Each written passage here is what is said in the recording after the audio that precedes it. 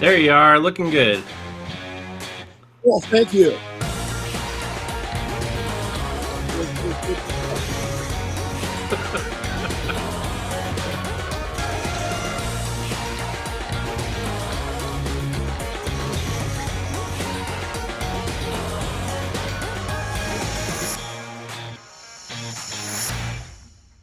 Good morning, everybody. Hey, it's a Renny Doyle podcast with Chris. What's up? I'm here. You know, it's awfully bright in my bedroom right now where my little office is. And I've even got all the shades closed. Wow. Well, it's that time of year, right? You know, we just had summer solstice, and You know, it's That's that you know sun is intense. it's it's sad though because I love the days getting longer, right? And now they're going back to getting shorter. I know. It doesn't make sense that the longest day is I mean, it does make sense the longest day is the start of summer, but then the rest of the summer they just keep getting shorter. It, Right. it's an odd thing. I mean, I like wintertime. I like my seasons, but I really like it's like Diane and I were out riding the horses until 8 o'clock last night, and it was like, can't do that here in a few months. But hey, we're gonna enjoy it while we got it, right? Well, as one of the things I like about Idaho, it's also the weird thing is it stays light till like 10 o'clock. Yeah, 10 o'clock. When we lived there, we used to love that, and the kids growing up little up there, and then even I remember when I got up there to go to school, it was like, wow, just far enough north, well, and it's on the mountain time, and It so everything it changes. it throws you off though, that's for sure. I love it. You know, it was really weird. Have you been to Alaska? No. Oh, so check this out. I probably told this story a million times. The second time I was up there, excuse me, the first time was actually in the fall. Second time was in the summer, and I'm up with a buddy of mine, and we're fishing, and it was a business associate, and we were fly fishing this river, probably for about half an hour, 45 minutes outside of Anchorage, and man, we're having a ball, right? And time just flew, and he's like, "Hey, we better get out of here and get you back to the hotel and go get a little bit of sleep." We got an early morning, and I'm like, "Well, shit, no, man, let's keep going. This is out." And he's like, "No, dude, it's like 2 a.m. because it's still light outside." You know, Yeah. and I'm like, "Well, I want to keep going." We had to get up like 6, so and that was my whole youth when I was younger. Everybody's out partying, and I was out. I love the outdoors, and that really got me to go to the base of Denali. You've got to get up there. It's anybody Oh, has I Alaska. It's just well, there's so many cool places. The Hawaiian Islands are the same way, and it's right here in the States. So well, we got somebody joining us all the way from Manila, Philippines this oh, this dude, I love morning. the Philippines. And I just looked, it's 11 p.m. at night there right now. Wow, I've got a cool story for you. The unit that I'm in in the Guard, this is just straight out for our friend joining us from the Philippines. Is called the 26 Mod. It's a cavalry unit that I moved over to about 9 months ago. So it's a mounted unit. And the last time that we had us being America had a mounted charge was in the Philippines with the 26 Mod. And we took in our our general of the National Guard here in California decided he wanted to take and make an honorary unit to kind of pay tribute to the 26th that did so much back in World War II in the Philippines. So he developed this unit, and the unit's really taken off because we do a lot of public events, but we do a lot of mounted search and rescue, and then base patrols. And so that's our tie-in. I've never had so much fun as I've had in this unit, and it's pretty cool because our horses get to serve with us. So the little tie-in to the Philippines. So thanks for staying on, and it's late, right? Yeah. Philippines is another cool spot in the world, right? I mean, just awesome. So thanks for joining us. Couple different things. We're going to change things up a little bit today, Chris. Is we PNS, thank you so much for PNS always sponsoring, making the show possible. We love to have them involved. And we had a couple of really big weeks. Last week was killer. We had the gang from Auto Geek out to the PNS headquarters. Jamie came up, Jamie's an influencer. And what a great guy, dude. You haven't met him yet in person, right? No. Cool dude. No. Really cool dude. We need more of Jamie's in our lives, in our industry. He was just really down to earth. One time, I tell you how he humble. This guy's really made something of himself, and it's really cool to watch it. And he's a real success story in the making. I mean, unfolding right in front of us. But he was kind of a guest there, and he was. I wanted him to come up with us, and he didn't want to. He said no. He said I want to just be part of the studentry. I want to learn, and I really gained because he's got a name out there, right? No, he sat humbly in the audience, so to say, and partook. I really that really gained a lot of respect for me. But we had, I mean, Justin was there with Auto Geek, the Auto Geek team, their video team. Robin Sweet, which is Mafia, her first time, me seeing her operate as a representative for Auto Geek. Boy, if that wasn't a proud moment to see her and Justin up there. Sydney, Sydney and Robin just killed it. Sydney did. Sydney amazes me because she's getting that good. Does that make sense? Is to see her hone in her craft and to see how well. I mean, here's a detailer, that's just, God, man. And then to see her and Robin up there, it was like Justin and I looked at each other like, why are we even here? I mean, let's just let them run with it. They were that good. But it was, you ever go to one of those events and it's like, it kind of takes your breath away? It was just, it was cool. It was a cool event. It was cool to see all the people. It was cool to meet. We met your buddy Pete up there. What Pete's on with us this morning, and actually so is Jamie too. Yeah, it was just, I'll tell you, man, it was just, I came out of there Friday. I came home exhausted. I was really tired, but I came out so like, I needed that. I needed to see, I can't even mention how many cool people we came in contact with up there. It was just a really, really, really cool event. I mean, it really was. It was something I enjoyed. Can you tell? I really got into it. I mean, it was just good people. It was good people. So anyway, hey, we in the last couple of weeks, you saw me wipe my tears away. This is our reset clay towel, and so we came up with a new clay towel. Some people were asking me, what's the difference between this and a regular towel? I really, is this sexy looking or what? Coloring. But if you can see, I'll hold it up a little closer, and you can see it's perforated. And what this perforation does is it creates more edging, and more edging, it gently will take and grab. It's going to grab more because of all these little perforations. You've got so many contact points that are pulling stuff off. And so this towel it wasn't an option for us. We had to do it. So that's now available. That was really, I mean, this is a cool product that we absolutely love. And remember, one of the cool things it's used for is to use bead maker as a clay lube. Mm-hmm. It really saves you time, gets a better application of bead maker to the surface, and everything else. No, I use that on my own cars a lot. We use it. I'm using that towel a lot in my exfoliation. It just really works. We're using it in the wash clay and coat with Soul.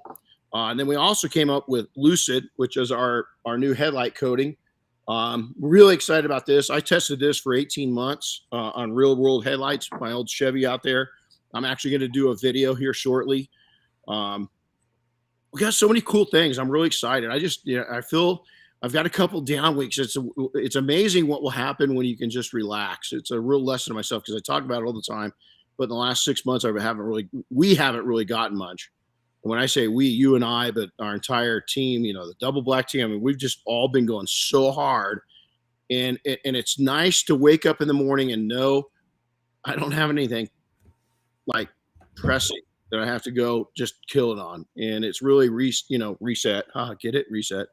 I don't know if I mentioned our new reset towel, but yeah, it's nice, and to be on the horses and to be, out in the truck. And I've got a lot of work, a lot of honeydews to do around here. And it's just been awesome. So let's get into it. We got a couple.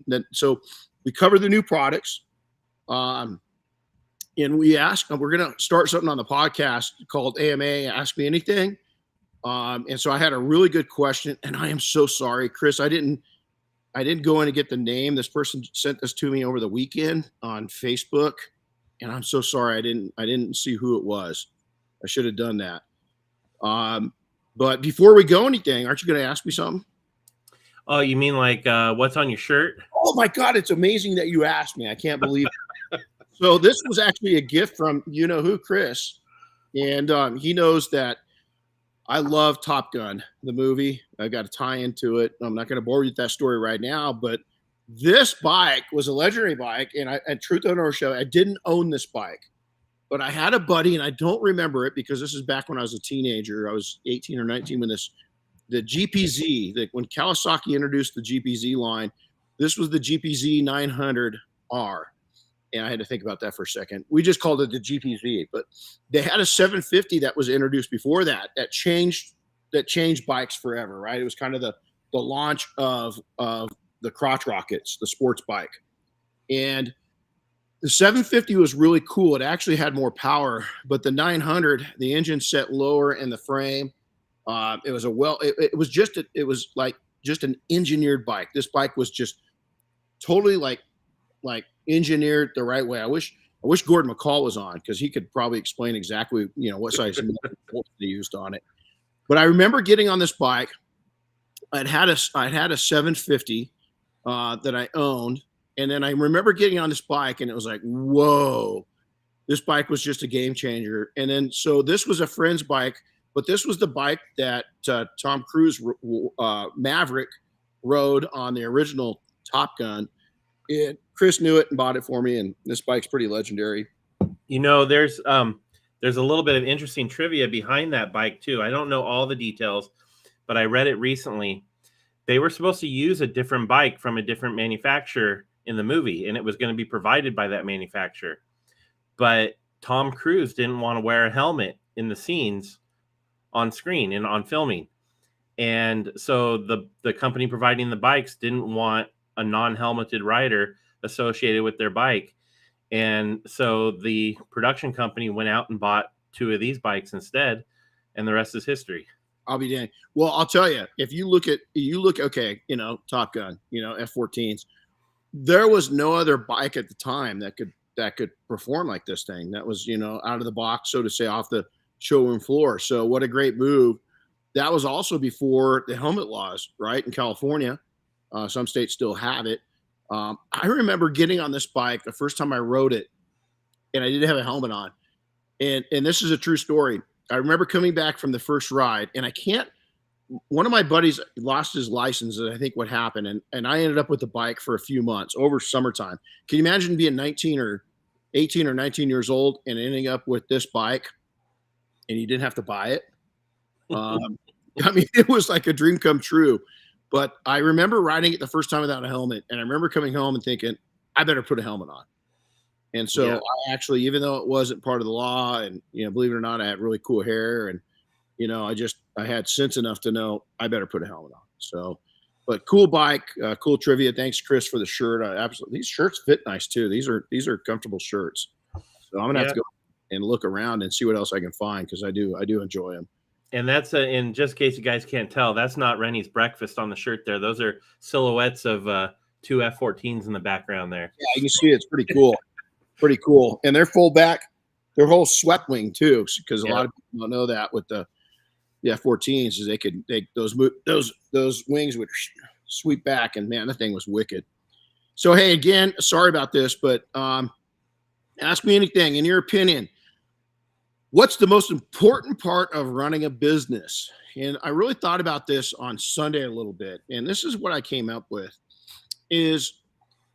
I don't know if anybody's ever had a custom-made suit for you. I did a couple of years, about 3 years ago. I had the first couple suits made that I hadn't had a suit made for myself in a long time. And I went in, and instead of buying it off the rack, well, there's a couple different ways to run a business. Is off the rack is how most people do it.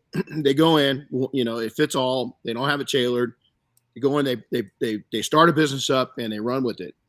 And a lot of times what they do is they ended up with a decent paying job that doesn't really have any value in the company's really running them. It doesn't fit very good.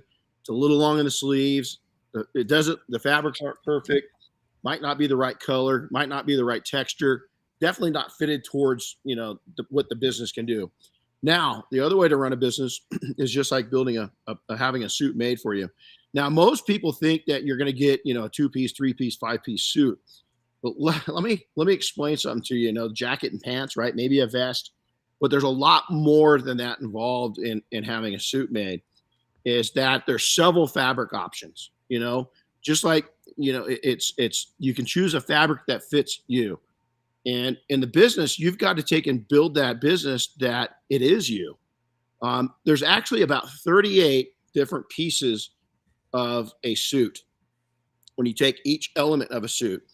And then once you break that down and you really start building it, there's about 200 separate pieces that make up those 30 pieces that make up those 2, 3 to 5 pieces of the actual suit once it's completely done. Is that it's measured and it's custom fitted. And so when you stand there, if you've never gone for, I suggest when you get to a certain level, is it really makes you feel good about yourself when you go in and you get measured. And it's just like a business the same way, is that you've got to bring all these pieces, these 200 little tiny pieces of fabric, and build sleeves. And so you're not going to have one piece of fabric on the sleeves. You're going to have you're going to have a top piece down in here. It's going to be cut. You're going to have around the wrist. You're going to have the inner liner part of it. And so you've got all these different pieces of your business that you've got to bring together. And so just like a good tailor, there's a tailor, there's a seamstress, and there's a cutter. And so your cutter, the person that's actually cutting the fabric, man, you talk about skill, is they're going to measure and they're going to make everything precise. Your business is the exact same way. Is that you can't go in, grab something off the rack and run with it. A lot of people start out that way. It's a real struggle. I definitely did with my first business. But each time I started a business up and each time that I've expanded and grown, is I've gotten better at custom fitting things. And that's what you've got to do. You've got to bring all the different pieces in. First off, you need to learn to market. You've got to learn to market. Second off, you've got to get connected. We're going to talk about that a little bit in today's topic of client compound. You've got to take and be able to market yourself. You've got to be able to fit in. You've got to be able to get out into your community, and your community needs to understand what you're doing. Not just your customer base, the entire community needs to understand what you're all about, what your business does, and why you would be a good referral. So this plays really, really well into today's topic. So truth in advertising, number 2. So I told you about the bike. I didn't own it. I had a friend of mine that loaned it to me. Today, this is a big part of what today is Chris built this. I added in probably about 6 elements of this. Everything else is Chris. So well done, Chris. So we're going to jump in and talk about that right now. Guys, if I'm stalled a little bit too, excuse me, because I couldn't print out my notes. So I'm going right off the screen. I don't know what's going on with our printer. Good luck. You guys Chris, you ever own a printer and you just hate it? Sure. I don't think I've ever owned one I didn't hate. No. Our last one was halfway decent. This thing is just, it's right when you need it. It's not going to work. I swear to God, it's got like a brain. It can tell when you're going to need it. This has been the worst printer we've ever had. I just can't stand this thing. But I'm going off of notes on the computer. Actually, I like this a little better. It's a little easier. But a lot of this is Chris going into this, and so I really want to take in and give him credit. So compounding referrals. So this is a great topic because it's something that a lot of people just really don't understand. We're so used to in the car care industry of compounding. It's a mechanical system. This kind of is too, if you think about it. Is that it's an SOP. It's an operating procedure. It's got to become part of your daily operation, your contact with each and every customer, and part of what you're doing. Is we built our most successful operations, our most successful business, most successful service businesses all went by word of mouth. And there's a system and process of doing that. And we're going to talk about that today. So fun fact, 3 actions we took to turn our shops into shops that didn't need to advertise for new clients. Okay. Let me repeat that. We didn't advertise for new clients. So how do we build that? First off, number 1, we built meaningful relationships. Is that we went out with every customer. We took the opportunity. Now, some customers you can't build relationship, not there. They don't want the personal contact. It's just not there. But a lot of customers, they do. They really enjoy the connection. They really enjoy knowing who they're doing business with. I'm one of those customers. I like to know who I'm doing business with. And so we took the time and built really meaningful relationships. Number 2, within those relationships, we really connected with the people. Now, with the people, I mean within the entire market. Sometimes That meant a lot of times that meant not customers. Nobody was ever going to pay us. What do you mean by that? Well, we took and we started an education process. Is we took and we at that time we were really having, I'm pointing over here because my Chevelle's over here.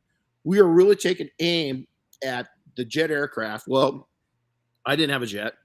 Have no desire to. Well, I would have. I would have a jet. I'd have a jet instead of a Ferrari. Let me connect that. So we connected with the aviation side. We connected with the classic car market. The reason why on the classic car side, I could relate to them. I was an owner. That was the main reason I bought this car when I kind of at that time is we had kind of arrived, and it was kind of a self gift to myself for getting to a new level. But also it put me into a pool with other people that took and had really nice collector cars. Now that group, I call them the griots group. That group did a lot of their own work. That's okay because they had friends that didn't. And so I wasn't just looking at getting money out of people. I was looking at getting referrals out of people. We also, during the education, we did an education through being at events, shows, and so forth. We actually hosted events, open garages, and then support, meaningful support.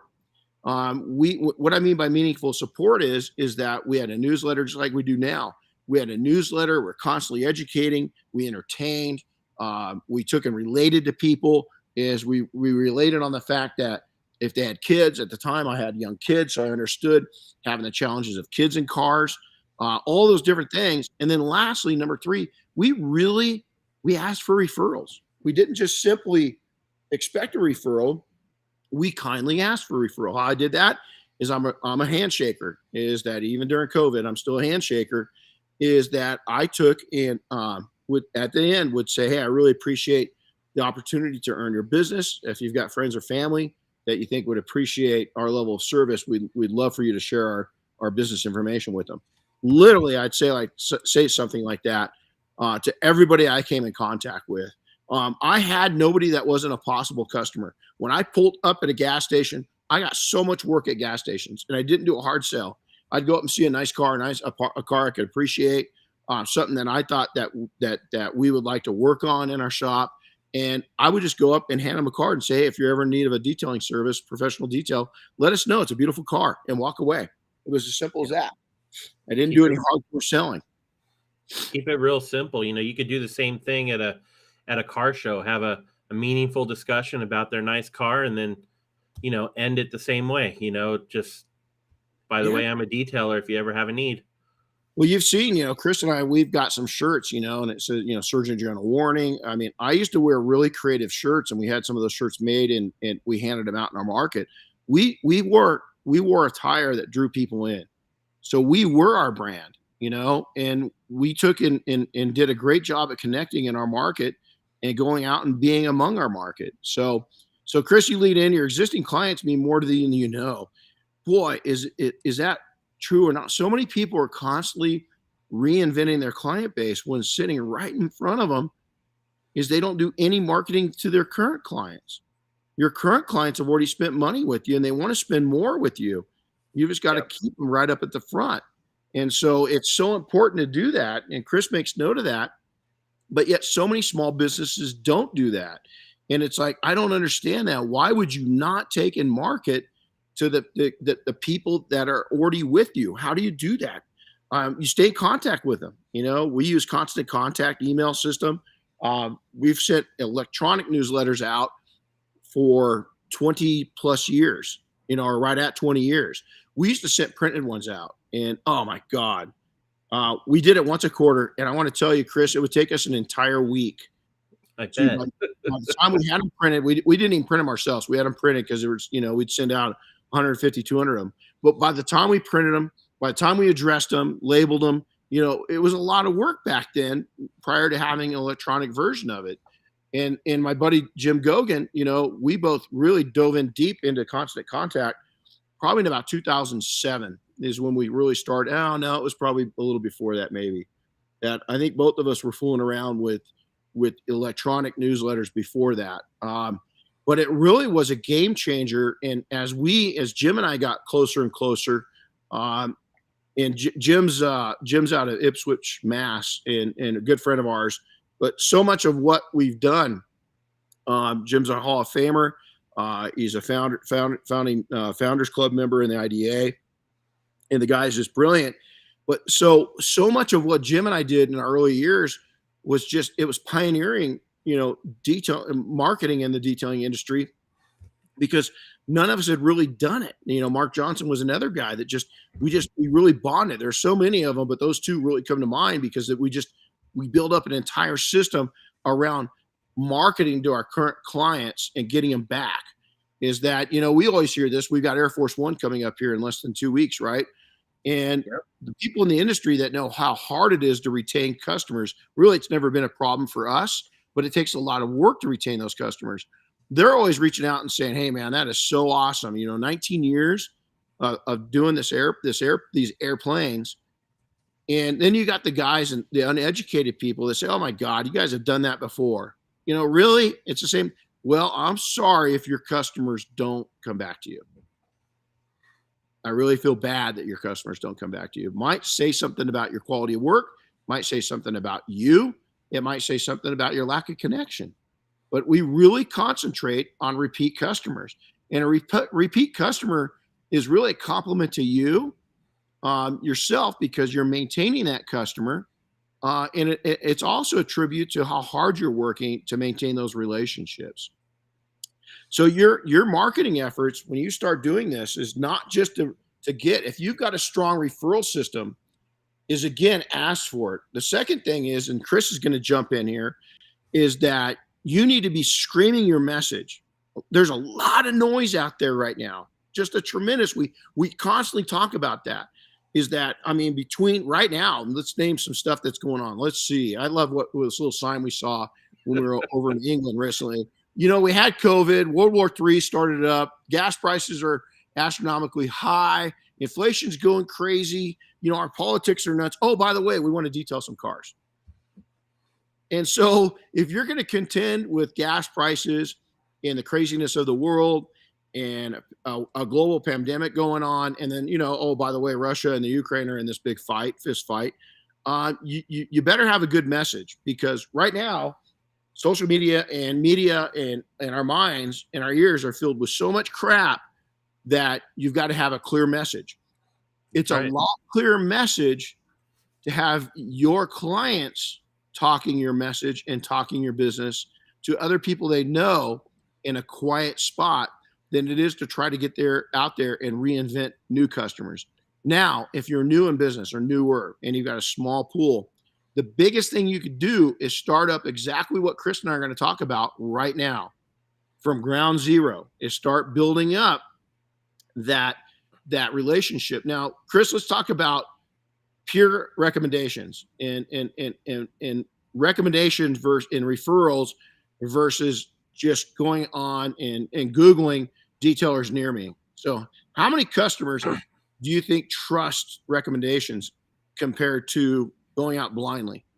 Oh, well, getting a referral or if you're looking for a service and somebody refers one to you, you are way more likely to use that service than if you just go out and try and find one on your own.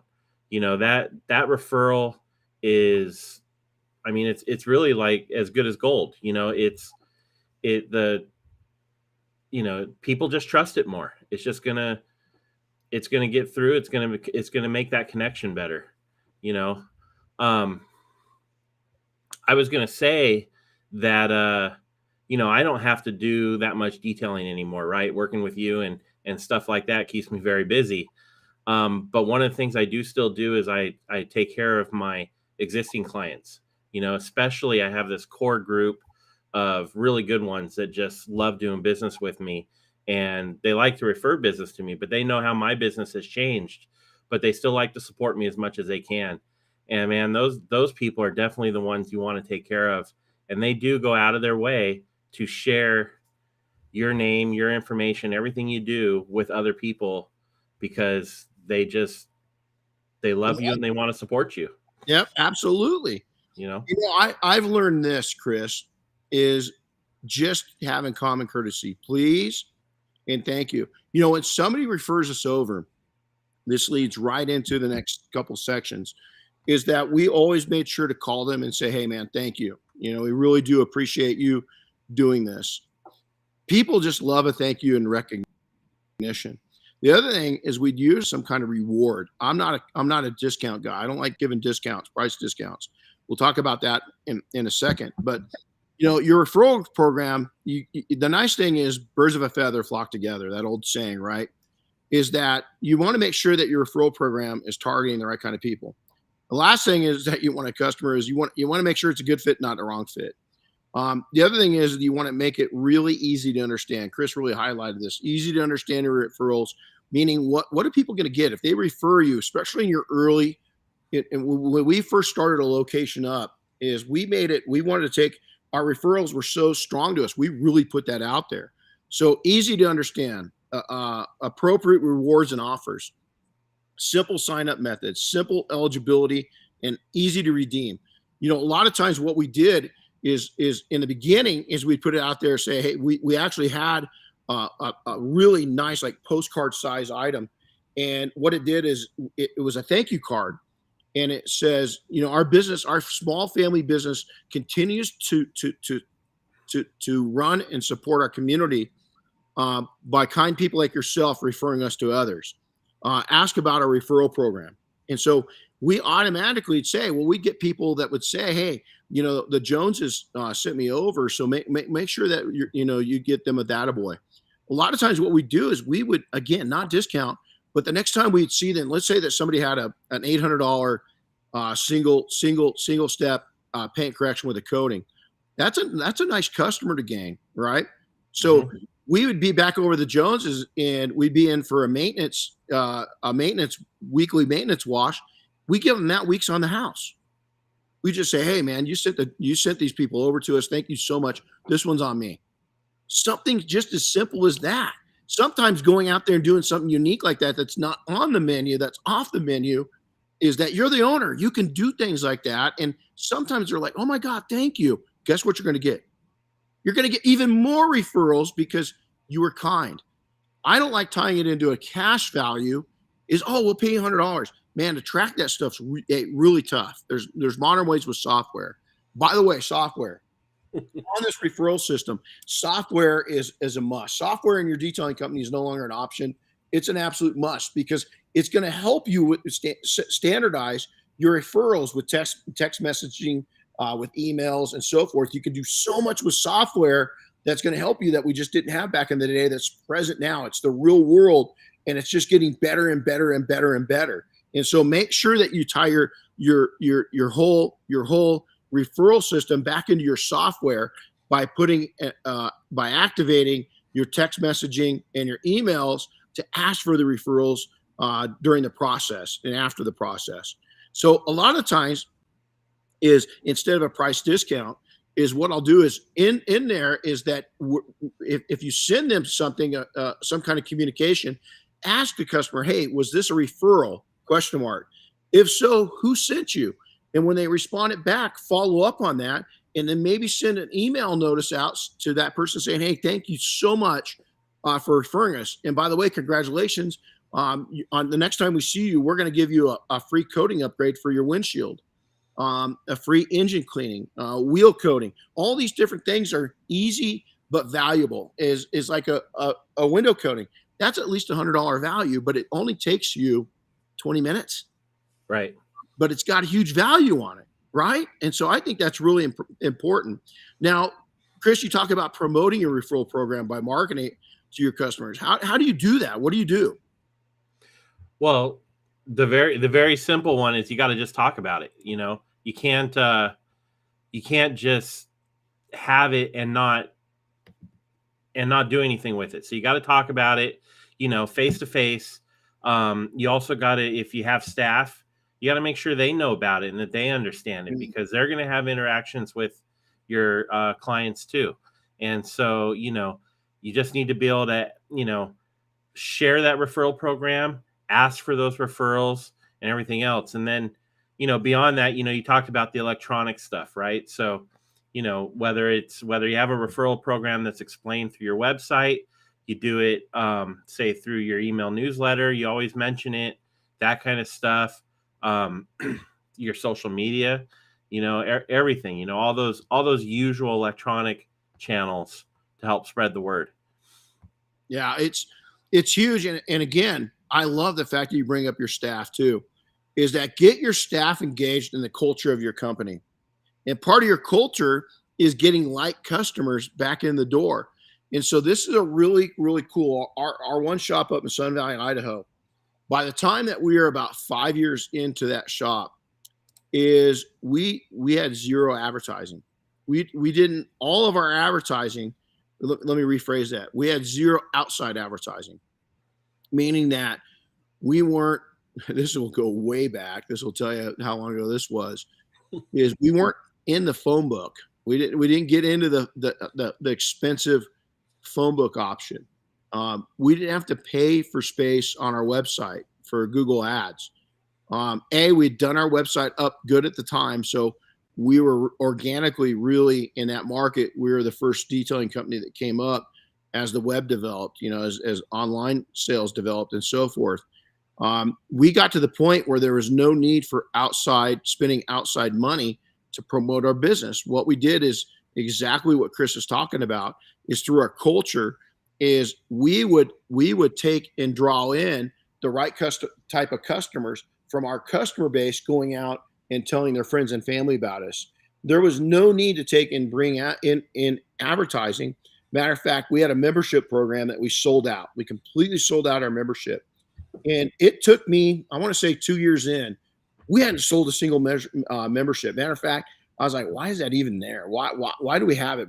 We knew at some point if we could get it right, it would have value. We saw it, but we started doubting ourselves. And all it took is Vince, one of our customers, I talk about him all the time, is he asked me about it one day, and he signed up for it. Matter of fact, we went from 0 to 6 because he had 6 cars, and he took 6 positions. Well, all it took is he said, "Hey man, make this thing really unique and make it high end so I can refer it over to my real high end friends." And so, we had coins back then, they're known as challenge coins now, but we had coins made up as business cards, and it was called the Gold Medallion Club. And we had medallion stickers, really high end ones, and it looked like a wax stamp from back in the day. It was cool. It was really cool looking. It was very odd for a detailing company to have that kind of marketing at the time. And so we made it very high end, very exclusive, very not for everybody. And that's really key, is because that was who that client base was at that location. Is they didn't want average. They wanted non-average. I'm telling you, within 6 months, we had all 25 spots sold out. There was a waiting list to get in, and all it took was the right customer, but more so our attitude of, we never gave up marketing it. And also we kept it unique. It was really different. We stayed patient, and we had to grow into it. Our business wasn't ready for it. We hadn't got comfortable enough with who we were, and we hadn't gotten comfortable enough with our messaging, and we actually hadn't figured out the operating procedures for the membership. And so I'm actually glad that it stalled out a little bit in the early days, because in 6 months it went from 0 to 25 members, and we wouldn't have had the assets to run it correctly had it worked in the very early days. And so that whole program was built off the success of referrals. It was 100% matter of fact, the only way you could become a member was another member referring you. Is that we mentioned it in our phone conversations, but we didn't really push it. The reason why, and Chris noted it here, is we knew it was a very, very eclectic, we were looking for a certain clientele. We were looking for a certain customer that really had impeccable taste on their vehicles. And the reason why is we did not want to take and be cleaning dirty cars weekly and keeping these cars perfect, as the membership stated. It was a perfect car membership. And so therefore we were real picky and choosy. But yet within getting in with the right person and asking that person and to tell other people about it, and then listening to that customer base they told us it's got to be unique, it's got to be different, and it can't be to everybody. It's got to be a very select group within your customer base that can get that. And that's exactly what we did.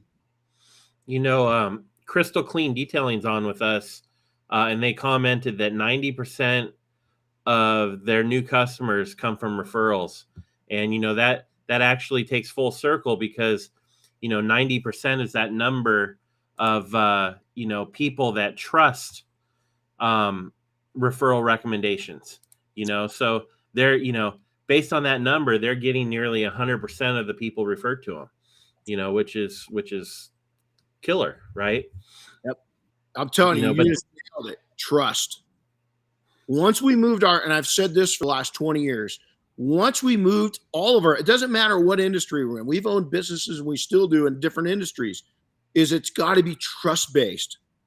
And, you look at Bob Phillips, Dave Phillips, the entire Double Black team, is that we try to build up our business and our culture of being a trustworthy company. Trust is so important in your company that people entrust you and trust you. They're entrusting you with something that's of great value. And vehicles have never been of greater value than they are right now. And it's really expensive. I was just talking to a friend of ours yesterday, and she came cruising in a very clean used car, but very basic car. And it was really interesting because her response was, we want a new truck, but we're waiting because the truck we want is about $100,000. But right now that truck's $125,000, and we're simply not gonna be foolish with our money. And so they came in, they went and bought a very basic used car. My point to this is that person entrusts us with their work. But you can see they're very, how do I say it? They're very successful people. I mean, very successful people. They've got money, but they're not going to spend foolish money. But yet when they need all their work done, guess who they're turning to, right? And so right now is building up trust. It's real hard there's so much noise out there. And ask yourself this, out of all the companies that you work with, how many of them do you have overwhelming trust in? And it's probably a handful, if that, is that really, really you just totally trust them. Is I can think of a couple that we do business with on a consistent, on a regular basis. And the rest of them, it's like, I really don't understand them. You know why I don't understand them? You know the difference between the couple that we really trust? They're in constant communication with us, and they're constantly educating us within those services that we buy from them. The other ones don't. And so I love the fact that you brought up trust, Chris. Yep. And, and on top of that, the other thing tied into that is being grateful, being thankful. Don't forget that when, you mentioned it earlier, thanking them by providing a service for them the next time or whatever. But don't forget, if somebody refers you somebody, take the time to make sure you thank them every time they do, not just the one time. Keep it going. Send them a thank you card, whatever it happens to be. Make sure that they know you acknowledged, that they sent you somebody. Otherwise, if you don't, honestly, it may stop someday. So you got to keep that going. Yeah. And that'll be that's part of actually remarketing your referral program, whether you're reminding people that it exists or you're making sure you follow up and thank people for the referral. That's all part of the remarketing system. That's part of it. I love it. Well, and your client, as your company grows and things change, it becomes really tough. As we become, I hate the word busier. Isn't that funny? I always got a pet peeve with the word busy. Just because I don't know. I hate being that busy where you can't respond. And that's been me for the last, really since COVID hit. It's just, I've got so many loose ends going. I think a lot of people feel that way. You can't keep up with it. Right. And you came on, right. I mean, literally a year before COVID hit, Chris? Yeah. Yep. And all of our original plans got thrown out the window until recently. We're kind of going back and revisiting and trying to get back on track on some of those original things that we had, because I was slammed. my relief valve was you. My relief valve now, it needs a relief valve because we're both so slammed. And so I like the refresh, the remarketing program is updated now, because it's once each platform you arrive at is going to set forth a different set of challenges, and you've got to stake on, you can't start it, and you name it in here, it's consistency, is that you've got to stay consistent with it. And you can't stop on that. You've got to monitor its effectiveness. You got to continue to tweak it over time until it performs the way you want it to perform. And again, is that it's just got to be, it's a system and process that you got to develop. A, shake hands and kiss babies, meaning that, you got to ask for it. B, you got to have electronics put into it. You got to have software put into it. And you've got to be out there, doing it. And then you got to track that, is that, hey, who referred you? Is we've got a great reward system. We want to make sure whoever referred you gets a little goodie that we've got for them. And then hint, by the way, you can also get these goodies for referring customers to us on your own. So we always, and I'll tell you, humor and entertainment and being silly and being different is we were over, Bob and I were over at Waxstock, and there's a company called Sam's Detail Products. The guy, Sam, I mean, he's the character of it. Such unique marketing is that saying I just said about, it came from Sam's. He had a little sign. I put it on social media, and it says, first we had COVID. Now we got World War III. Forget about it. Go wash your car. He just had real off-canter kind of humor in his business, and it was a theme, and there was no theme. It was so odd and off and random that it was really cool. And I think that really draws in a lot of people, is just being random and organically you. If you don't have that type of personality, you need to start developing it. None of us were born with that personality. It was developed. I remember getting thrown in 5th grade into special ed. And I think I was just an average kid that was really struggling at that point. What special ed, being put into special education, did for me was the biggest gift of my life. Is it helped me develop my personality, because I could either be the kid in special ed that was going to get picked on, which did happen, but you know what, for a very short time, because what I started doing was building up my personal skills on how to build relationships up. And slowly, people that were rejecting me because of what I was and where I was started accepting me again because of my attitude. And I could either get bitter. I had to develop it, is what I'm getting to. Is you're going to have to develop. If you're an entrepreneur, you've got to develop. I've watched Elon Musk develop. Anybody else with me? Is if you watch his first communications, is he wasn't that great of a communicator.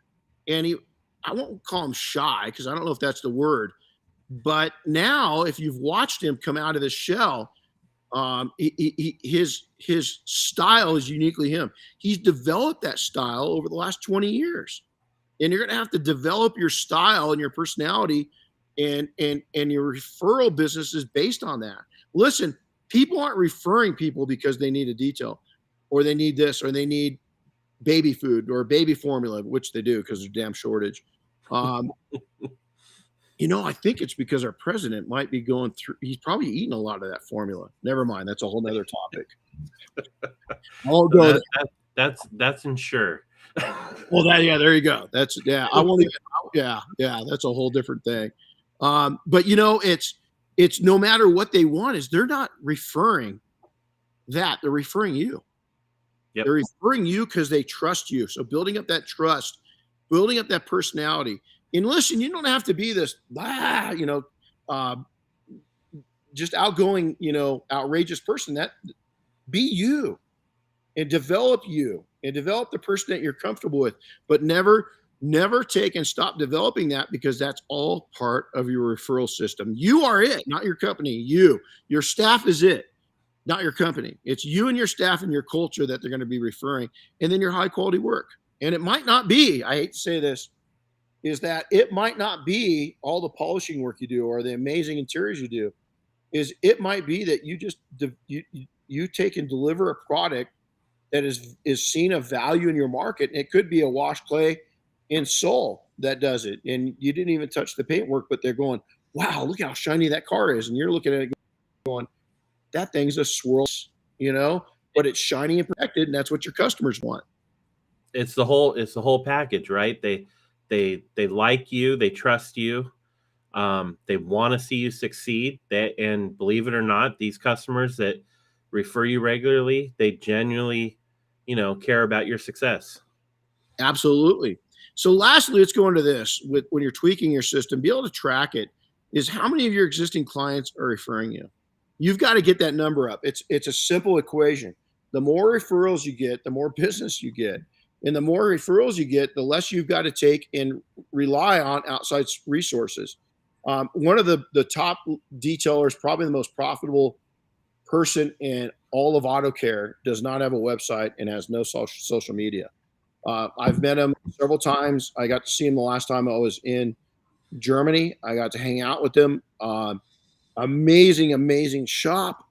You never know that it's there.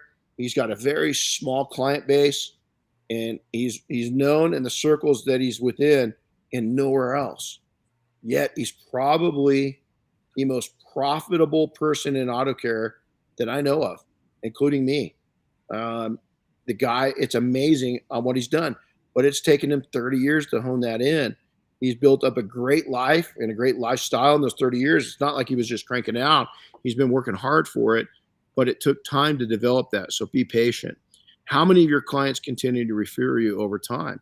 That's a big one. It's like I said, the naive person will look at us as we embark on Air Force One and say, "Oh my God, come on, you guys are doing that again." The smart business person, the smart entrepreneur, look at that and say, "Wow, those guys have locked that in for almost 20 years." Because believe me, there's been a lot of people go after that account, and nobody's been able to knock us off.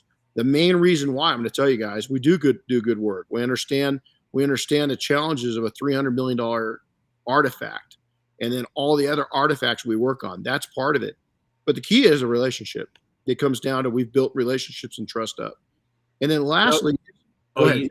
I was going to say, what's really cool about the Air Force One project? Not only does the museum keep having us back, but our sponsors keep coming back. Yep. They continue to want to support us and the work we're doing in the project itself, and that's pretty cool too. Well, and here's why: is because these are sophisticated businesses, and there's a long list of people that help underwrite this. But what they see in the big picture that a lot of people don't see is we're building up entrepreneurs. Is what that project does since we opened it up to others, and we don't have a lot. It's a small team, 30 people now, probably the biggest it's ever been. Our days of having these mega teams, we learned last year after COVID, we had a team of 19. Is that it was really people that wanted to be there. It was dedicated craftsmen. It was dedicated entrepreneurs, and we did a lot more with little. And so the camaraderie, the teamwork, it's probably one of the most amazing weeks of my entire life coming up. Is that it's that meaningful.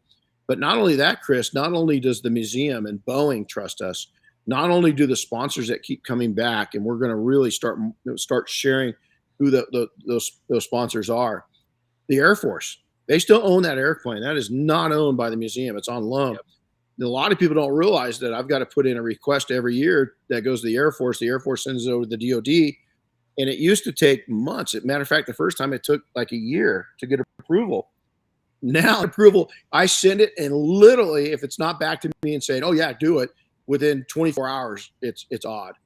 And so a lot of people don't realize, and a lot of times all it is now is me making a phone call or the museum making a phone call. We get approval right then and there, and then they send it over. And so that trust factor comes with time, and it's such a huge part of your referral system. And the last thing is, Chris has got notice in here is, what's your customer cost? What's it costing you to obtain new customers? Because I can tell you off the referral program, it's a fraction of what it's going to cost you to market it. The other thing it does is the continuity and the repeat business. It's incredible. It's just the relationships, the value of your company, and that's one last parting gift before we leave. That returning customer base, when you have such a strong referral business, and then eventually over years and even decades, 10, 20 years, is that in your exit strategy, in the event that you'd like to sell your company, I've got a good friend of ours that just sold his company. He sold it for 7 figures, a detailing company for 7 figures. Is that one of the things that they really look at is that repeat customer and the trackability and making sure that company is actually worth it.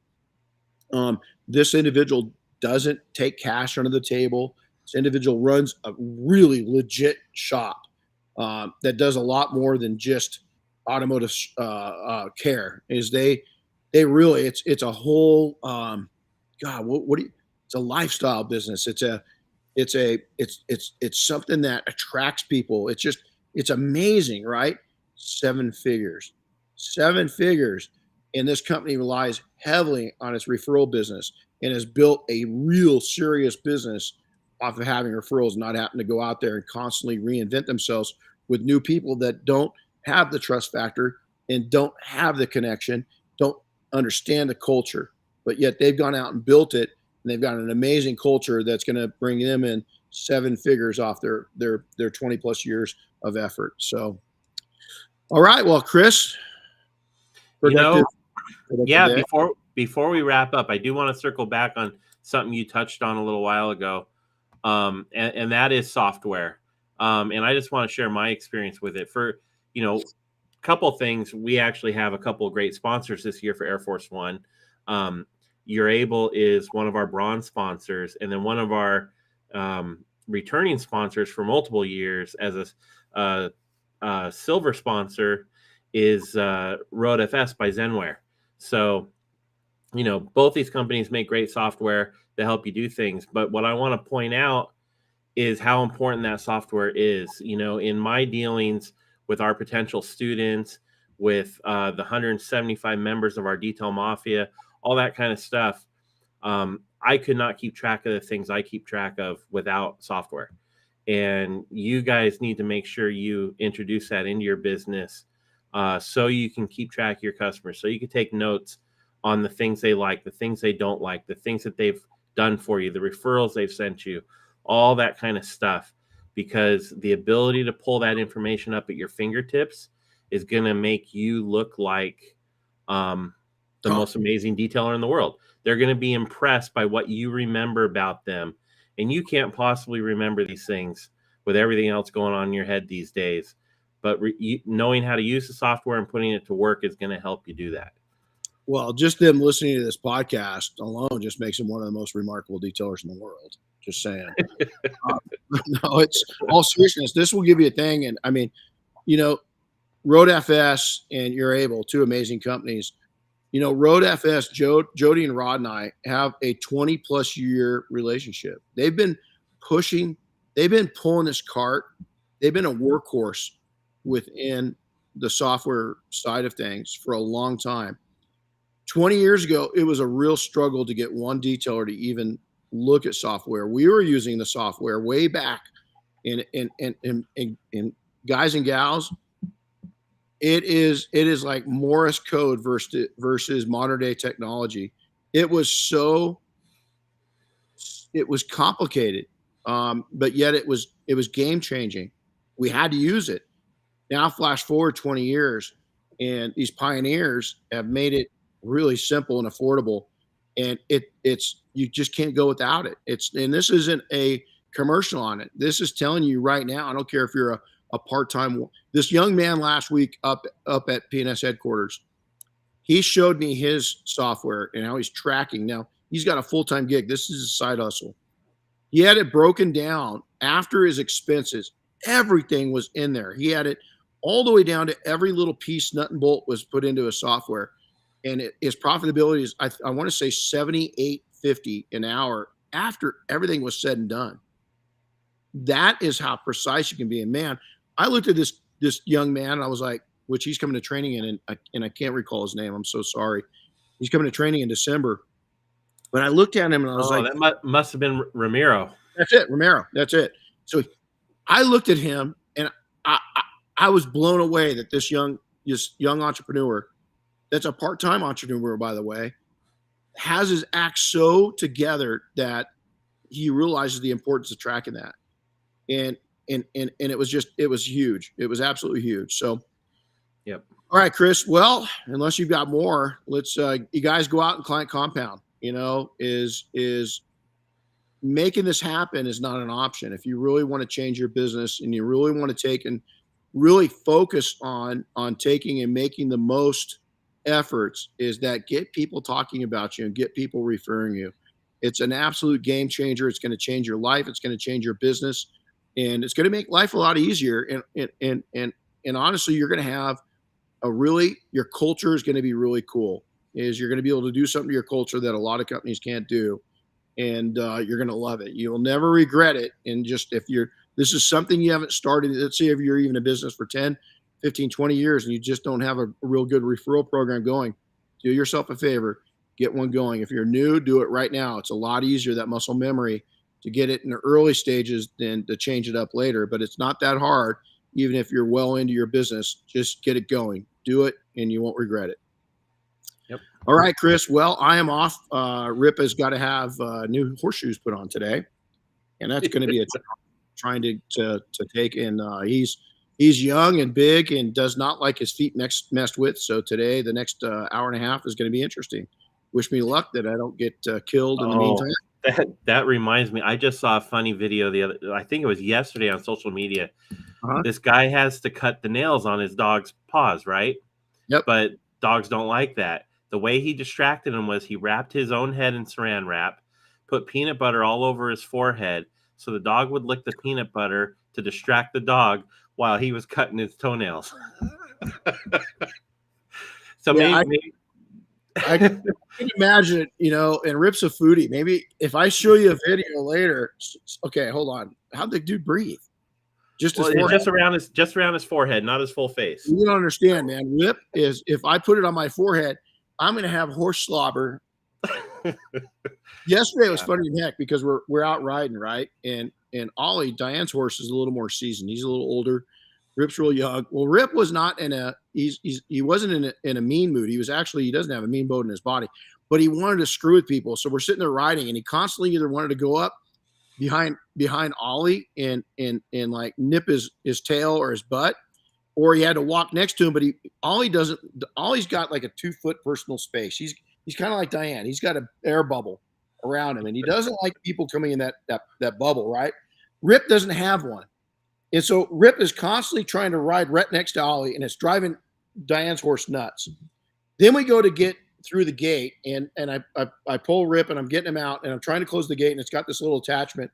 Well, Rip is grabbing my hand and nibbling on my finger so I can't close the gate.